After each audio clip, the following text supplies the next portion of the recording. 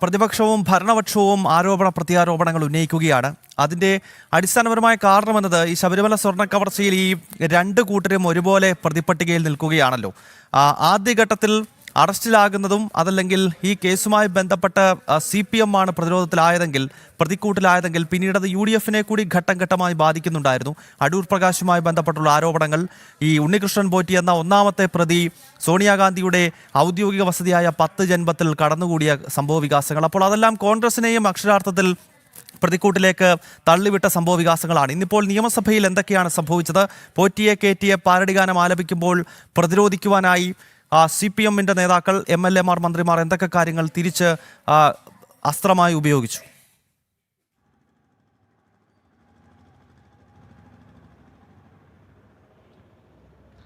ഗൗതം, ഏറ്റവും പ്രധാനപ്പെട്ട കാര്യം, നമ്മൾ ഈ നാടൻ ഭാഷയിലൊക്കെ പറഞ്ഞാൽ നീയാണ് കള്ളൻ അല്ല നീയാണ് കള്ളൻ എന്ന് പറയുന്നതാണ് ഇന്ന് പ്രതിപക്ഷത്തിൻ്റേതാണെങ്കിലും ശരി ഭരണപക്ഷത്തിൻ്റേതാണെങ്കിലും ശരി നിയമസഭയിലെ ഒരു രീതി എന്ന് പറയേണ്ടിയിരിക്കുന്നു. കാരണം വലിയ പ്രതിഷേധം ഈ സ്വർണ്ണക്കവർച്ചയുമായി ബന്ധപ്പെട്ട് ഇന്ന് സഭയിലുണ്ടാകുന്നു. സഭയുടെ സാധാരണ നടപടിക്രമങ്ങൾ പോലും നടക്കാൻ അനുവദിക്കാത്ത രീതിയിലേക്ക് കാര്യങ്ങൾ പോകുന്നു. ആദ്യ ഘട്ടത്തിൽ തന്നെ ഒരു അടിയന്തര പ്രമേയ നോട്ടീസ് പോലെയുള്ള കാര്യങ്ങൾ കൊണ്ടുവരാതെ പ്രതിപക്ഷം നേരിട്ട് ഈ വിഷയം ഉന്നയിച്ച് അത് വലിയ പ്രതിഷേധത്തിലേക്ക് പോകുന്നതാണ് ഇന്ന് നമ്മൾ സഭയിൽ കണ്ടത്. സഭ തുടങ്ങുമ്പോൾ തന്നെ അടിയന്തര പ്രമേയ നോട്ടീസ് നൽകാതെ ഒരു തുടക്കം മുതൽ പ്രതിഷേധം എന്നൊരു സമീപനത്തിലേക്കാണ് ഇന്ന് പ്രതിപക്ഷം പോയത്. സഭയിൽ ഈ ശബരിമല വിഷയം ഉയർത്തുകയും അതിനിടയിൽ ചരമോപചാരം അർപ്പിക്കാൻ സ്പീക്കർ അനുമതി അല്ലെങ്കിൽ സ്പീക്കർ വരികയും സ്പീക്കർക്ക് ചരമോപചാരം അർപ്പിച്ചിട്ട് മതി പ്രതിഷേധം എന്ന രീതിയിലേക്ക് കാര്യങ്ങൾ പോവുകയും അതിനുള്ള അനുവദിക്കാനുള്ള സമയം നൽകണമെന്നൊക്കെ സ്പീക്കർ ആവശ്യപ്പെടുന്ന സാഹചര്യമൊക്കെ സഭയിലുണ്ടായി. അങ്ങനെ അസാധാരണമായ രീതിയിൽ തന്നെയാണ് ഇന്ന് സഭ മുന്നോട്ട് പോയത് എന്നുള്ളതാണ്.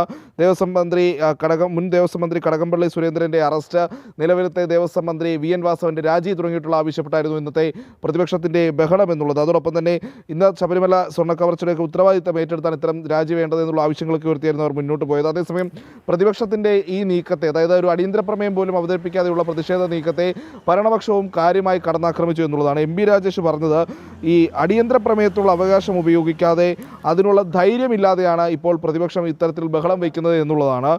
ഈ ചർച്ച ഒഴിവാക്കാൻ വേണ്ടി, എന്താണ് ശബരിമല സ്വർണ്ണക്കവർച്ചയിൽ നടന്നത്, ആ ചർച്ച ഒഴിവാക്കാൻ വേണ്ടിയുള്ള നീക്കമാണ് പ്രതിപക്ഷം നടത്തുന്നത് എന്നുള്ളതായിരുന്നു. പിന്നീട് സഭയുടെ നടുത്തളത്തിലേക്ക് പ്രതിപക്ഷം ഇറങ്ങി വരികയും അവിടെ പ്രതിഷേധം നടത്തുകയും ചെയ്തു. അതിൽ വീണ്ടും ഭരണപക്ഷത്തിൻ്റെ ഭാഗത്ത് നിന്ന് പ്രതിപക്ഷത്തിനെതിരെ വലിയ വിമർശനങ്ങൾ ഉണ്ടായിരുന്നു. ചർച്ച നടത്താൻ എങ്ങനെയൊക്കെ ചർച്ച നടത്തിയിട്ടുണ്ടോ ആ ചർച്ച നടത്തിയപ്പോഴൊക്കെ സഭയിൽ നിന്ന് പ്രതിപക്ഷം ഇറങ്ങി ഓടേണ്ടി വന്നിട്ടുണ്ട്. അത് സ്വർണ്ണക്കവർച്ചയുടെ കാര്യത്തിലും അതേ രീതിയിൽ കാര്യങ്ങൾ പോകും എന്നതായിരുന്നു ഭരണപക്ഷത്തിൻ്റെ ആക്ഷേപം. പ്രതിപക്ഷ നേതാവ് സ്വർണ്ണക്കൊള്ളക്കാരെ രക്ഷിക്കാൻ ശ്രമം നടത്തുന്നു എന്ന രീതിയിലുള്ള ആരോപണങ്ങൾ വന്നു. എന്നാൽ പിന്നീട് വന്നതോടൊപ്പം തന്നെ സ്പീക്കറെ കാണാൻ കഴിയാത്ത വിധത്തിൽ പിന്നാലെ പ്രതിപക്ഷ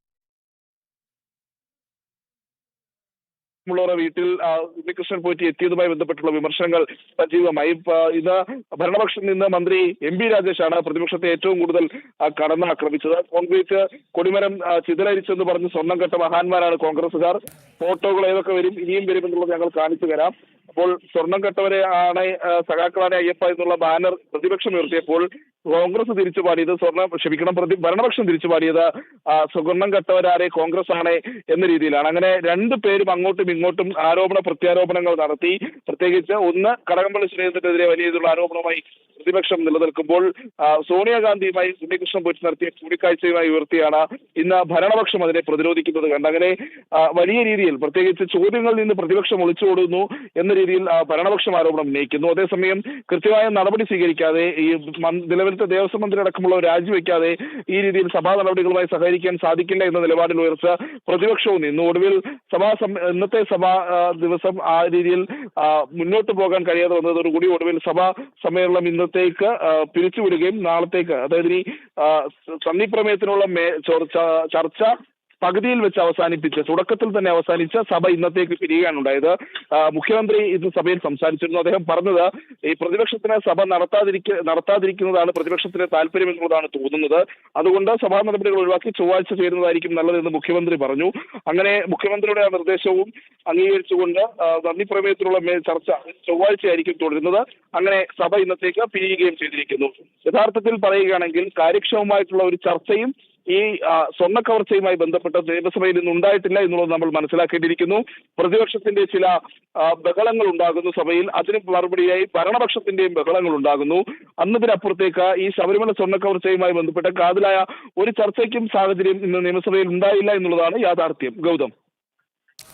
ഓക്കെ, ഏതായാലും പ്രതിപക്ഷവും ഭരണപക്ഷവും തമ്മിൽ ഈ ശബരിമല സ്വർണ്ണ കവർച്ചയുമായി ബന്ധപ്പെട്ട് ഇന്നിപ്പോൾ നിയമസഭയിൽ ഏറ്റുമുട്ടുകയാണ്. നീയാണ് കള്ളൻ എന്ന് പരസ്പരം LDF-ന്റെയും UDF-ന്റെയും അംഗങ്ങൾ പരസ്പരം വിളിച്ചു പറയുന്നു. അങ്ങനെ സഭാ നടപടികൾ ഇന്നിപ്പോൾ തടസ്സപ്പെട്ടിരിക്കുകയാണ്. പ്രതിപക്ഷം വോക്കൌട്ട് നടത്തി. അതിനാൽ ചൊവ്വാഴ്ചത്തേക്ക് നിയമസഭ പിരിഞ്ഞിരിക്കുകയാണ്. ശബരിമല സ്വർണ്ണ കവർച്ചയുമായി ബന്ധപ്പെട്ട് വലിയ നാടകീയ രംഗങ്ങളാണ് ഇന്നിപ്പോൾ നിയമസഭയ്ക്കകത്തുണ്ടായത്. പ്രജിത് മോഹനാണ് സഭയിൽ നിന്നുള്ള വിവരങ്ങളുമായി ചേർന്നത്.